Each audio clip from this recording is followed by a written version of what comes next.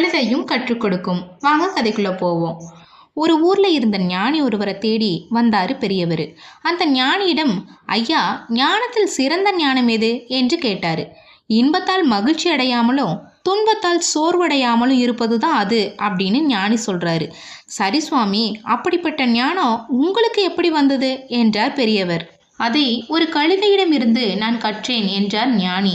பெரியவருக்கு ஒன்றும் புரியாமல் விழிக்க, நீங்க நாளைக்கு காலையில ஆசிரமத்துக்கு வாங்க, புரிய வைக்கிறேன் என்றார் ஞானி. மறுநாள் காலை ஆசிரமத்துக்கு வந்த பெரியவரை, வாங்க வந்து இப்படி உட்காருங்க, கொஞ்ச நேரத்துல இந்த வழியாக ஒரு கழுதை போகும், அதை கவனிங்க என்றார். பெரியவருக்கு குழப்பமாக இருந்தது. இருந்தாலும் அந்த ஞானி சொல்வது போல் உட்கார்ந்திருந்தார். சிறிது நேரத்துல அந்த வழியாக ஒரு கழுதை முதுகு நிறைய அழுக்கு மூட்டைகளை சுமந்தபடி சென்றது. ஒரு சலவை தொழிலாளி அதை ஓட்டி கொண்டு போனாரு. கொஞ்ச தூரத்துல இருக்கும் ஆத்துல